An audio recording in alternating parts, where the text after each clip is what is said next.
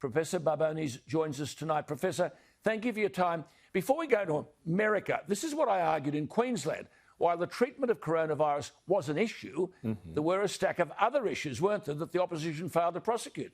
Well, there's no such thing as a single-issue election, and people have multiple reasons for voting. In the United States, the performance on coronavirus, despite all the shrill words from the intelligentsia of the country, has been pretty similar to pretty much every other developed country that's not an island.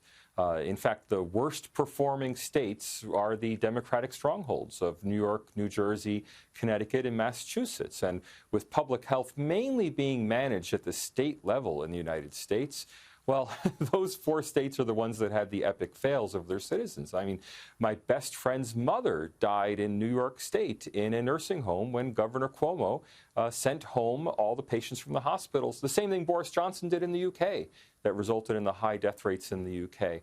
In my mother's hometown in Cedar Falls, New Jersey, they had 40 coronavirus deaths, 39 of them in a single aged care facility, again, because coronavirus patients were sent home from hospitals to aged care facilities by the governors of their states, not by Donald Trump or the federal government.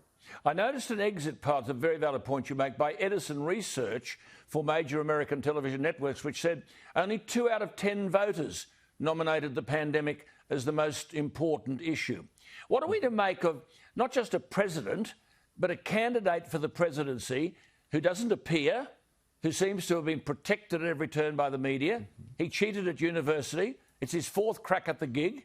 In 1988, he was found to have lifted material from other people's speeches. Then there's the Sun and the business of the Sun being employed by a Ukrainian energy company at Yes. $50,000 a month. Can't speak Ukrainian, but the energy company's facing charges of corruption. And they wanted Hunter Biden to fix a meeting with the American vice president. They got it, and the Ukrainian prosecutor is sacked. And then his ex-business associate, this Tony Bobulinski, holds a press conference just before the second presidential debate and accuses Biden of lying about his involvement. Well, no media outlet except for Fox News has covered any of this stuff. Well, look, those are all valid points. They're also criticisms of Donald Trump and his business dealings. But what I'm really concerned about is the potential for voter fraud that you were leading with in the earlier segment. If I could talk to that a little bit. Australia invented the secret ballot. And people in Australia might be think it's a very normal thing to have a secret ballot. Do you know what it's called in the United States? It's called the Australian ballot. And there are 3 aspects to the Australian ballot, as we understand it. A pre-printed ballot form that's filled out, it's only available in a voting station, and it's filled out in private. Now, these postal votes we've had, and the postal votes are not requested absentee ballots, as Donald Trump made clear during the second debate. These are unsolicited ballots being sent out by post.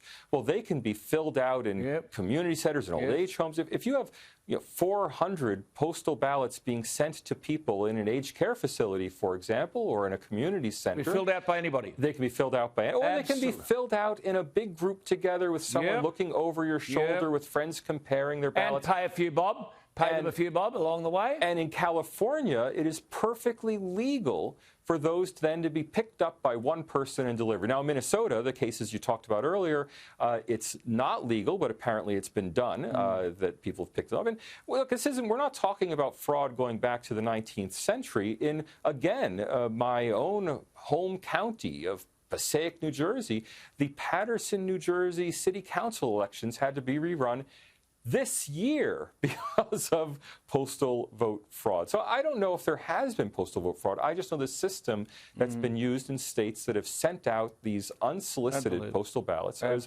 ripe for fraud. Yeah, I said that. Somali immigrants and elderly people, you're dead right. Good to talk to you, Salvatore. Thank you for your time.